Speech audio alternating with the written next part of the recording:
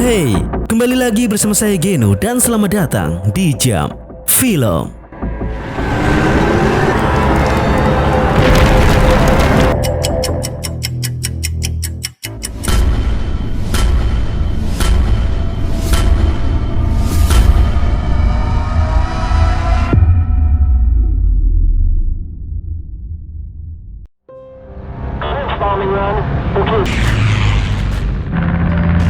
Kisah ini dibuka dengan pertempuran laut antara pasukan Jepang melawan armada pesawat sekutu yang terjadi pada tanggal 7 April 1945, Tanjung Bonomisaki, di mana seperti yang kita lihat teman-teman, bahwa pasukan Jepang bertempur dengan sekuat tenaga dari kapal mereka.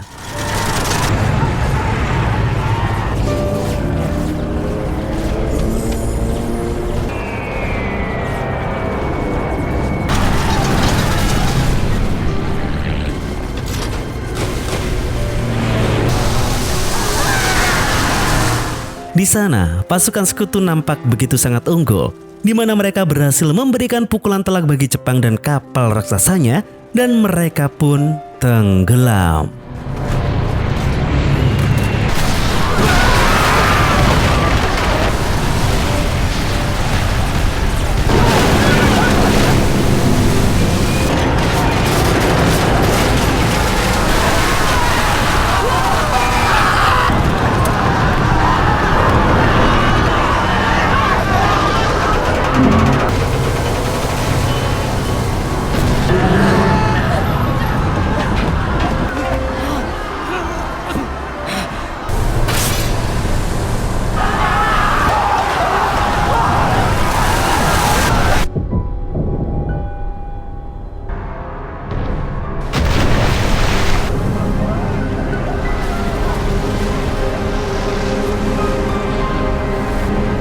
Baiklah, seperti yang tercatat dalam sejarah, lebih dari 3.000 prajurit gugur dalam pertempuran tersebut. Kita sekarang akan ditarik mundur ke 12 tahun sebelumnya, tepatnya pada tahun 1933. Jepang berada di tengah era yang penuh dengan kekacauan, dan Jepang terus saja mencoba memulihkan negaranya yang sedang mengalami penurunan diakibatkan depresi besar, ditambah dengan diproklamasikannya negara boneka pada tahun 1932, sehingga mengintensifkan konfrontasi dengan kekuatan Eropa dan juga US yang menyerbu Tiongkok.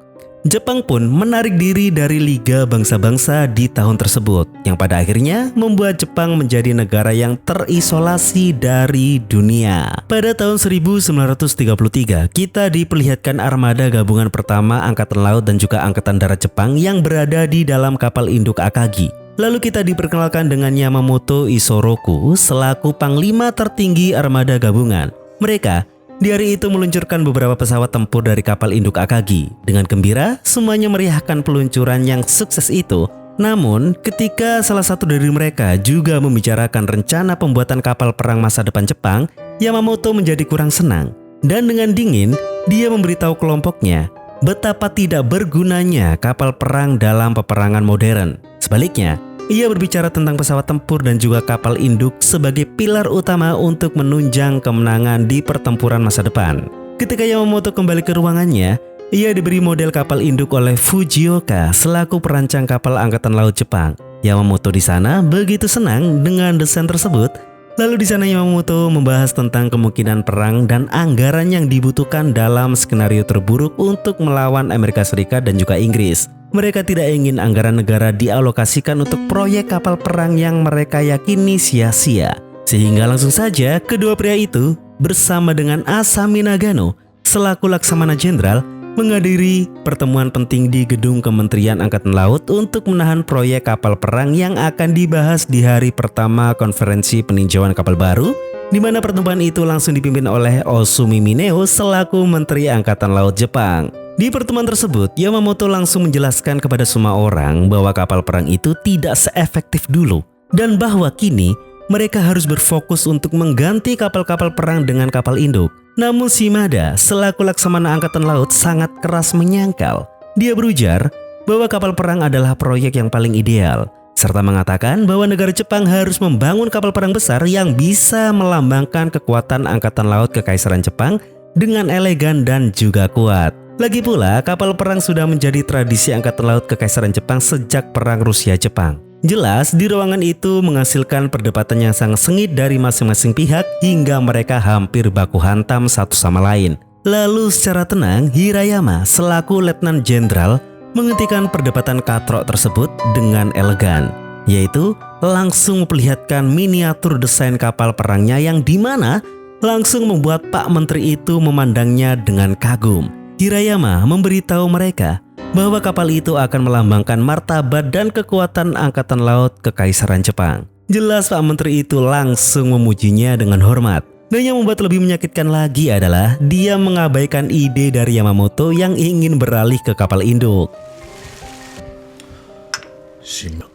Di malam harinya, Yamamoto, Fujioka, dan juga Nagano cukup stres dengan kemenangan telak dari pihak Shimada.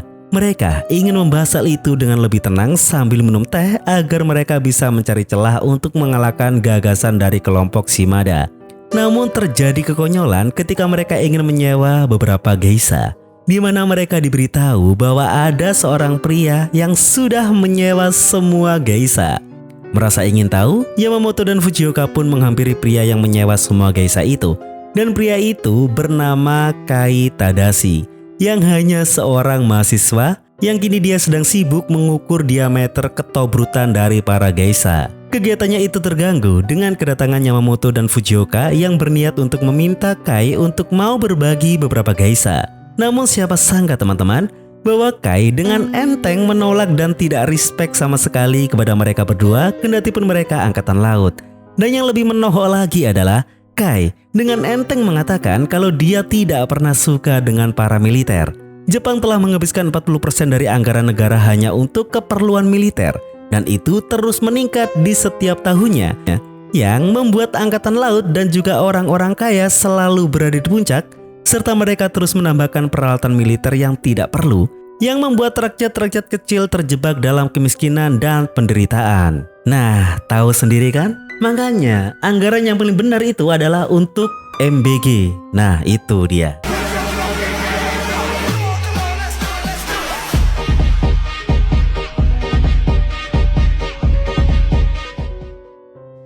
Kai mengalihkan perhatiannya ke para geisha dan seolah tidak mendengar Yamamoto yang mencoba untuk memulai percakapan.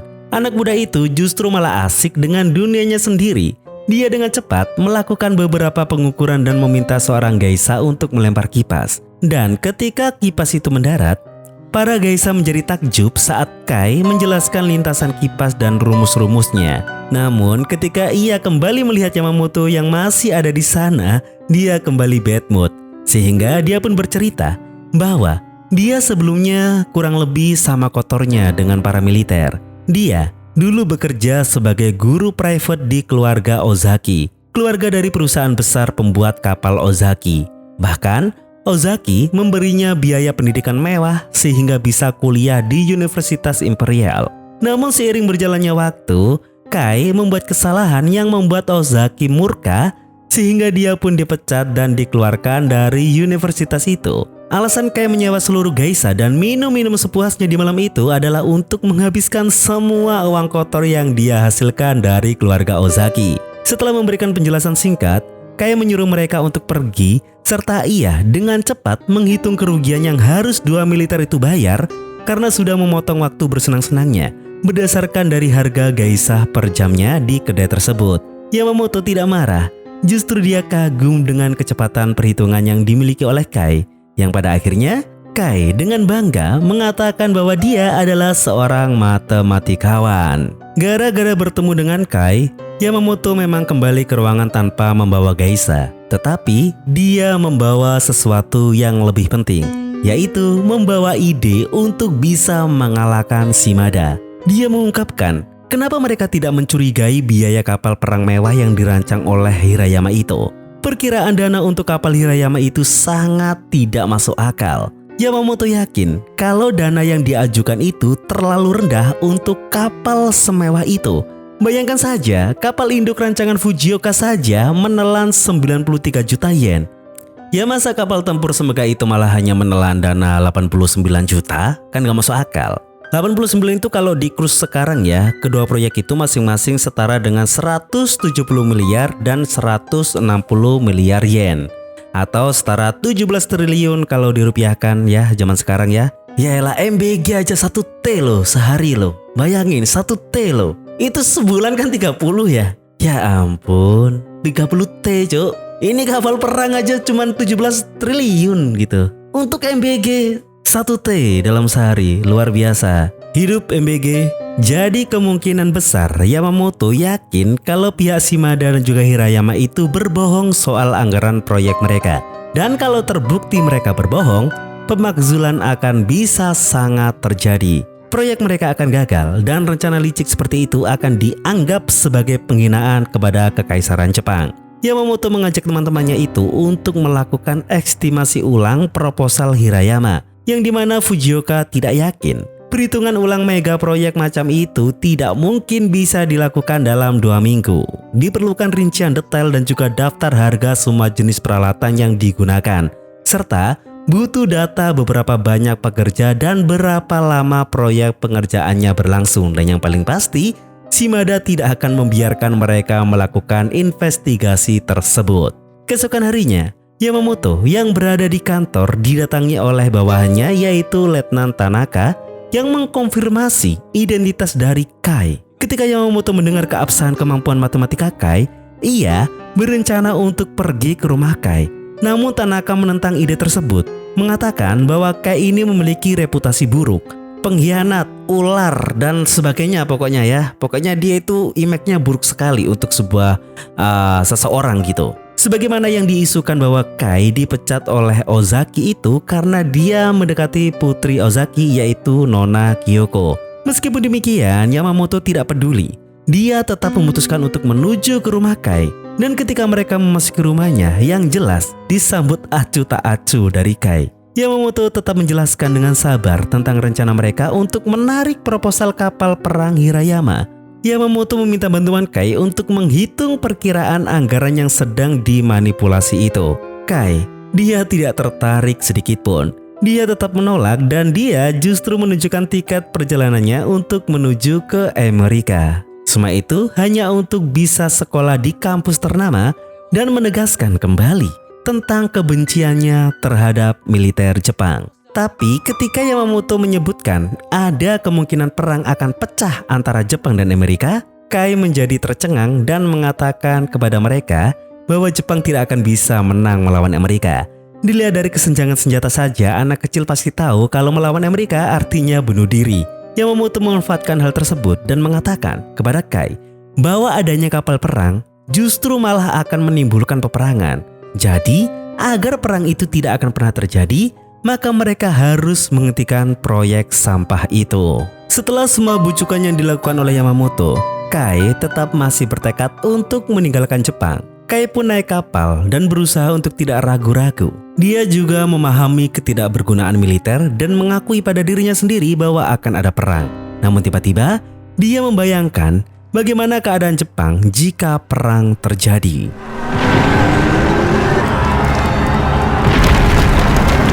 Tanpa disadarinya, dia pun berlari kembali turun dari kapal, di mana dia melihat Nona Kyoko dan suasana tiba-tiba menjadi canggung. Dia meyakinkan gadis itu bahwa bukan salahnya Kai dikeluarkan.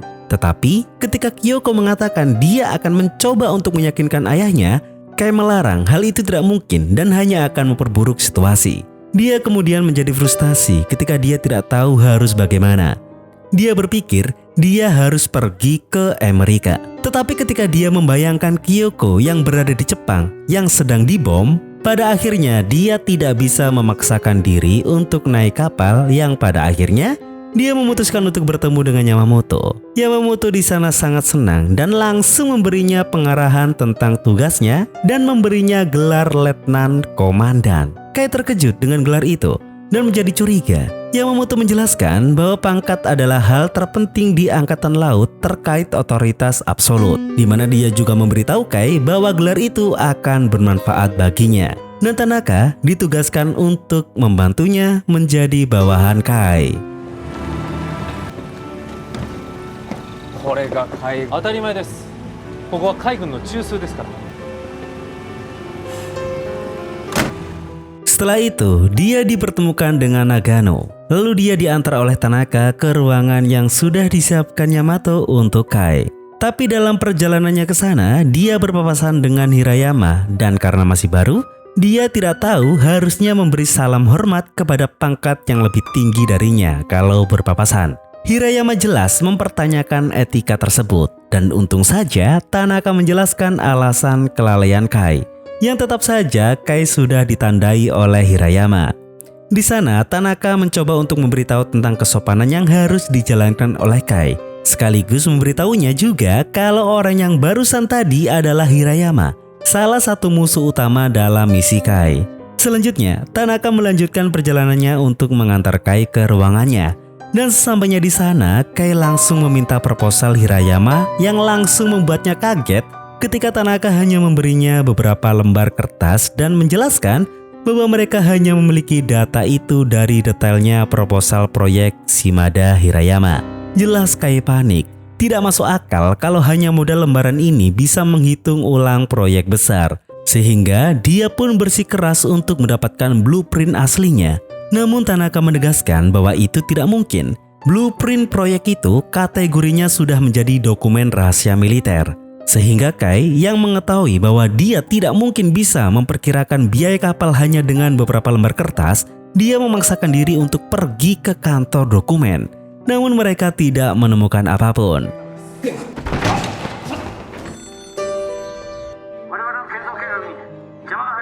Di lain sisi, Shimada sudah mengetahui upaya yang dilakukan oleh Yamamoto, sehingga dia pun segera menghubungi Hirayama. Shimada tampak khawatir tentang hal tersebut, tetapi Hirayama meyakinkan bahwa semuanya akan baik-baik saja. Hirayama memberitahu Shimada bahwa hampir tidak mungkin bagi siapapun untuk melakukan semua perkiraan biaya hanya dalam waktu 2 minggu saja.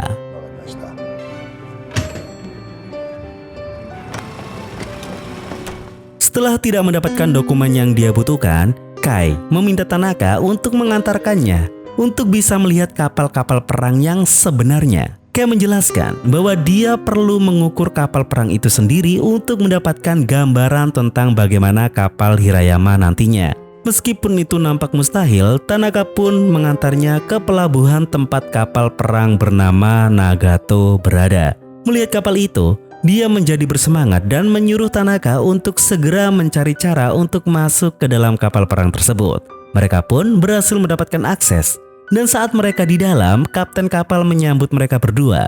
Kai mengatur siasat untuk bisa membuat kapten kapal itu sibuk. Dan ketika siasat itu berhasil, segeralah Kai mencari blueprint kapal perang Nagato itu yang beruntungnya ia bisa menemukannya.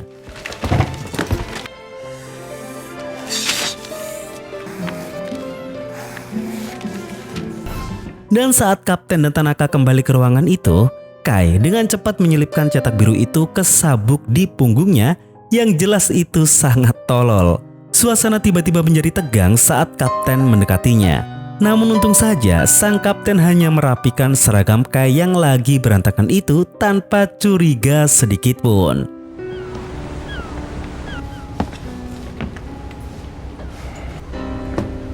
Keesokan harinya, masih di dalam kapal perang Nagato, ia mengukur bagian-bagian kapal itu dengan manual. Dan dari jauh, mata-mata Shimada itu tertawa saat dia melihat Kai mengukur kapal yang lebih terlihat seperti orang aneh daripada ahli matematika.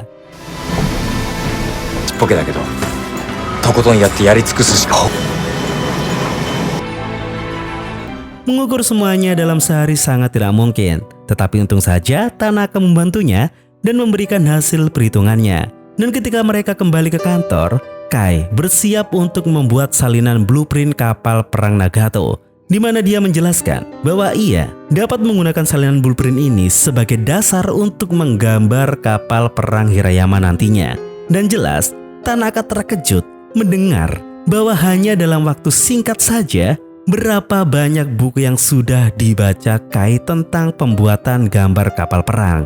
Dan saat Kai mulai bekerja, Tanaka juga mulai melihat kejeniusan dalam diri Kai. Pada malam hari, saat Tanaka membawa makan malam, ia takjub dengan kemajuan Kai dalam menggambar Nagato yang sangat cepat dan sangat rapi. Sungguh luar biasa. Setelah makan, kedua pria itu pun mulai langsung bekerja sama mengejar deadline dan Kai bersiap untuk menggambar blueprint kapal Hirayama.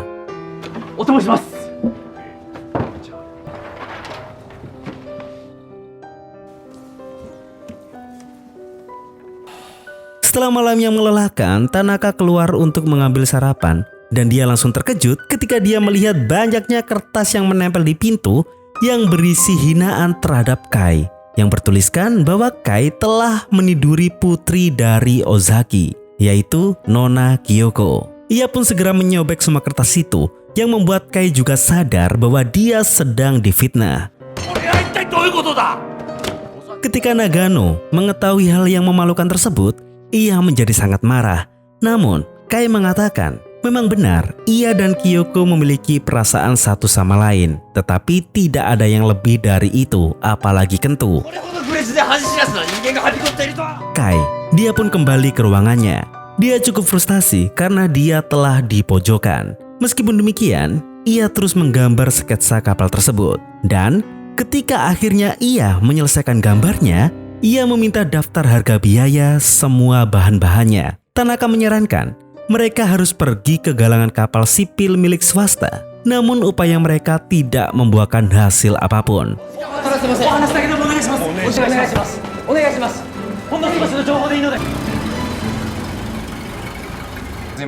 Tanaka menduga Hirayama sudah menekan semua perusahaan agar tidak mengatakan apapun tentang sebuah kapal.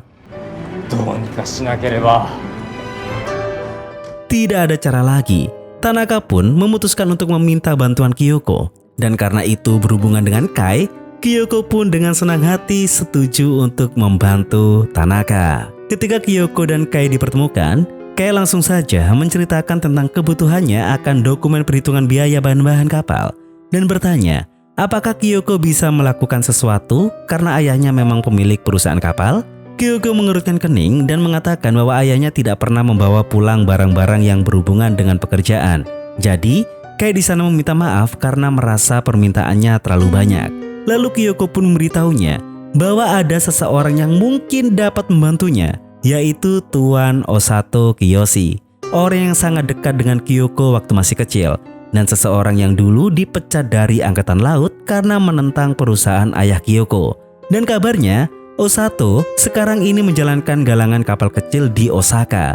Jelas informasi tersebut membuat Kai sangat gembira. Segeralah dia berterima kasih kepada Kyoko dan selanjutnya langsung saja tanpa babi bu, mereka pun melakukan perjalanan ke tempat Osato. Namun kembali lagi, ketika mereka meminta bantuannya, Osato menolak. Namun keduanya tetap gigih teman-teman. Dia meminta bantuan Osato setiap kali ada kesempatan.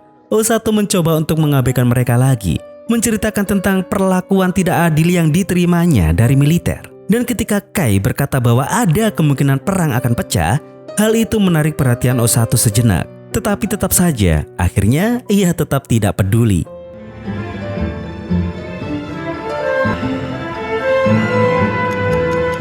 Kai tidak menyerah. Dia terus konsisten mengunjungi kantor Osato. Bahkan Tanaka sudah menyarankan agar mereka kembali saja ke Tokyo. Mereka sudah membuang waktu terlalu banyak.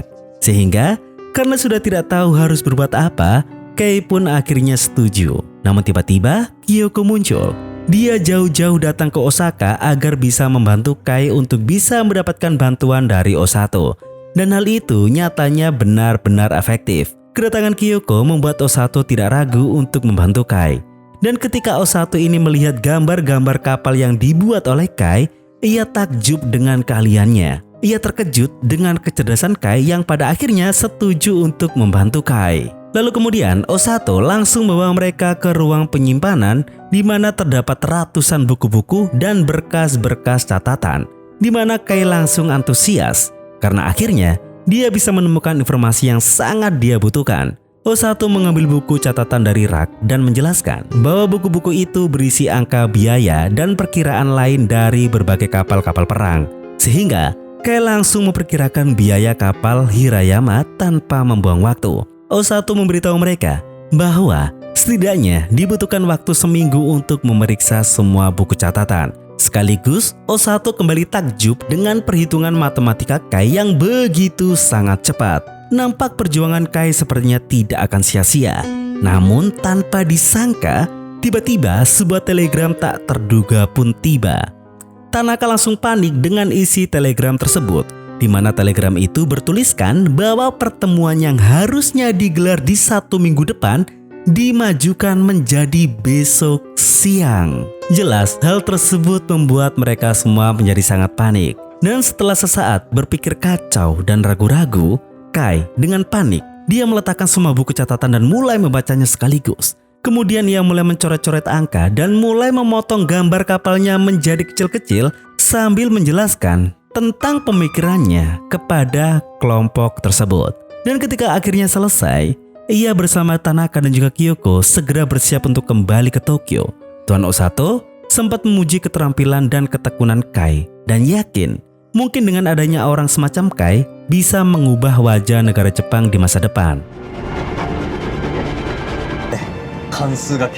Dan dalam perjalanan kereta, Kai dan juga Tanaka melanjutkan perhitungan biaya. Dan sesampainya di sana, mereka langsung menerobos masuk ke ruang rapat dan menyelesaikan perhitungan mereka di ruangan itu juga. Dan saat rapat berlangsung, Yamamoto memberitahu orang-orang lainnya bahwa perkiraan biaya untuk kapal Hirayama itu nampaknya terlalu rendah dan pastinya penuh dengan angka manipulatif. Namun, selama itu tidak ada bukti, Menteri akan tetap mengambil keputusan akhir untuk memilih kapal Hirayama sebagai mega proyek militer Jepang. Namun tiba-tiba, Kai menyela rapat tersebut sambil diam-diam meminta Tanaka untuk menyelesaikan perhitungan yang belum selesai itu. Kai akan mengulur waktu. Ia pun bergegas untuk menuju ke papan tulis dan menjelaskan kepada orang-orang bagaimana ia dapat menghitung biaya untuk kapal Hirayama, di mana dia juga telah menciptakan sebuah rumus absolut. Mata-mata Shimada yang juga berada di ruangan rapat itu tidak akan membiarkan Kai begitu saja. Dia mencela dan mengatakan bahwa informasi Kai tidak masuk akal. Shimada juga bertanya kepadanya, dari mana ia mendapatkan informasi tentang angka biaya yang secara objektif Kai tidak memilikinya. Tetapi Kai mengatakan kepada mereka bahwa ia akan tetap bisa membuktikan bahwa ia tahu cara memperkirakan total biaya kapal apapun dengan benar, hanya bermodal rumus ciptaannya itu.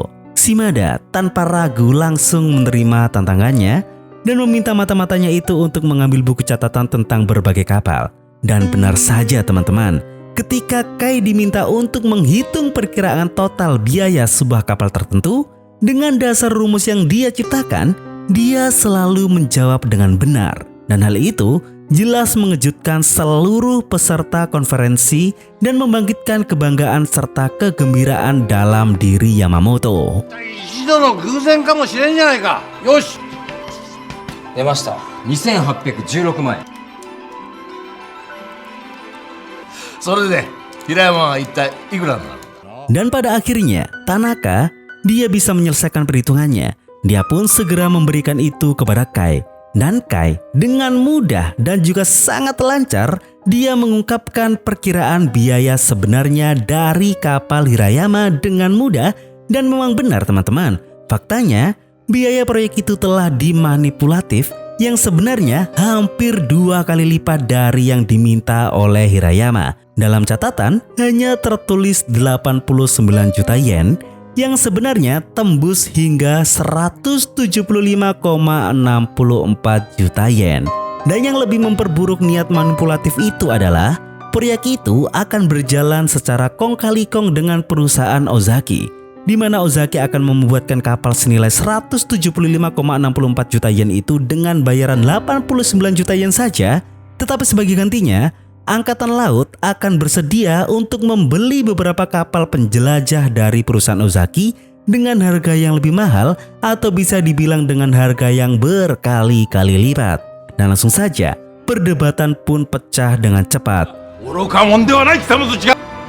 海将さん聞きながら貴様まだ通じ合って用できないこの中だと Keributan yang tiba-tiba itu menyebabkan Pak Menteri meminta mereka untuk tenang, di mana Hirayama tiba-tiba angkat bicara dengan sangat dingin. Dia mengakui bahwa perkiraan biayanya memang dimanipulatif. Dan perkiraan yang dilakukan oleh Kai itu memang benar secara absolut. Tetapi dia dengan tenang pula menjelaskan bahwa ini bukan hanya sekedar angka, melainkan ratusan juta yen itu memang harga yang layak untuk dibayar demi keselamatan negara Jepang. Meskipun dikumpulkan dari pajak yang dibayar oleh rakyat dengan keringat dan darah mereka, proyek kapal induk tidak akan bisa melindungi Jepang. Hirayama mengaku memang dia meminta bantuan perusahaan Ozaki memberi anggaran yang jauh lebih rendah daripada yang sebenarnya. Karena dengan itu, Jepang akan tetap bisa merahasiakan pembangunan kapal perang yang megah kepada mata dunia. Karena jika dunia tahu budget aslinya untuk membangun kapal semacam itu, dunia akan bereaksi terhadap informasi tersebut. Bisa saja dunia akan menganalisa anggarannya dan dengan mudah pula akan bisa memprediksi performa kapal perang itu. Lalu dalam rangka untuk meng-counter Jepang, sehingga negara-negara kaya lainnya akan lebih bisa membangun kapal perang lebih besar melampaui yang negara Jepang miliki. Pak Menteri di sana yang mendengar penjelasan Hirayama itu, dia malah menjadi lebih kagum dan menganggap Hirayama sangat kritis dan visioner. Dan jelas di sana tanpa ragu sedikit pun Pak Menteri malah memujinya yang membuat semua orang tercengang. Dan pada akhirnya Pak Menteri menfinalisasi keputusannya untuk melanjutkan pembangunan kapal perang Hirayama.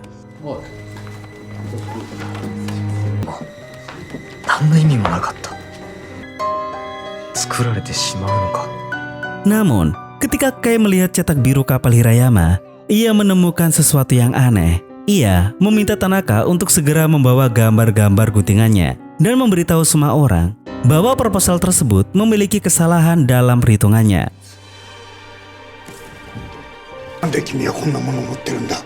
Akhirnya, ia menggambar diagram di papan tulis, menjelaskan bahwa ketika laut bergelombang, ada kemungkinan besar kapal itu akan tenggelam. Melihat penjelasan dan perhitungan dari Kai, Hirayama tercengang dan baru menyadari hal tersebut. Sehingga, sebagai perancang kapal sejati, ketika dia menemukan kesalahan fatal yang tidak dia sadari, dia pun dengan tegas, tanpa keberatan sedikit pun, dia menarik rencananya dan menerima kekalahan dengan gentle.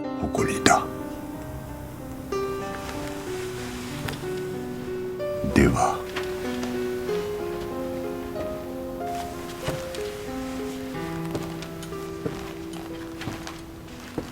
Pertarungan panjang itu pada akhirnya dimenangkan oleh Yamato. Dan ketika Yamato kembali bersama Nagano, muncul kilas balik di mana ia berbicara tentang manfaat mendapatkan kapal induk baru.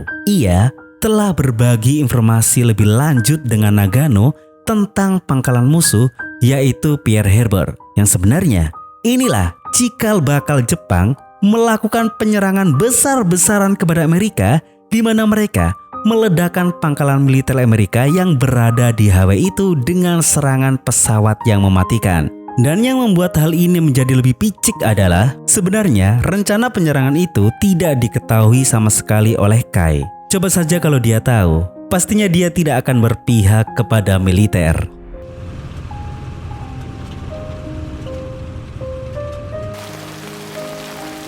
Kai secara misterius dia diundang untuk bertemu dengan Hirayama di sebuah gedung tempat di mana Kai diperlihatkan model kapal Hirayama yang lebih besar.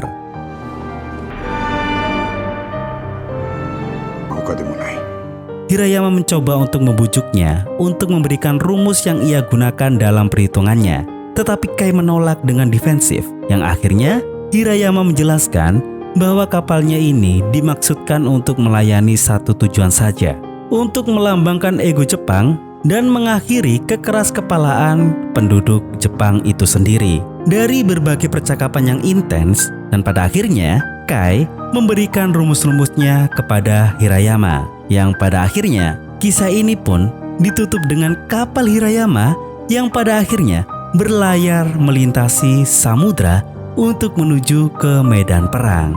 Dan kalau kita ingat kembali bahwa kapal tersebutlah yang hancur seperti yang kita saksikan di scene awal tadi, yang artinya kisah ini akan tetap ditutup bukan dengan sorak-sorai kemenangan, melainkan dengan keheningan yang menyesakan. Kai, mungkin dengan air matanya yang tertahan, ia akhirnya memahami bahwa matematika memang bisa menjelaskan segalanya tentang gravitasi, massa jenis, hingga daya apung. Namun, angka-angka itu tidak akan pernah bisa mengukur kedalaman tentang kegilaan manusia saat haus akan kekuasaan. Jepang telah memilih jalannya, dan Kai, seseorang yang jenius itu, terpaksa menjadi saksi bisu saat kapal raksasa itu mulai berlayar untuk menuju takdirnya di Perang Pasifik yang tidak akan pernah kembali. Dan dari itu semua, mungkin Kai pada akhirnya tahu satu hal yang pasti yang tidak perlu ia hitung lagi adalah obsesi manusia. Sekian dari saya Geno, mewakili Jam Film pamit undur diri dan sampai jumpa di video selanjutnya.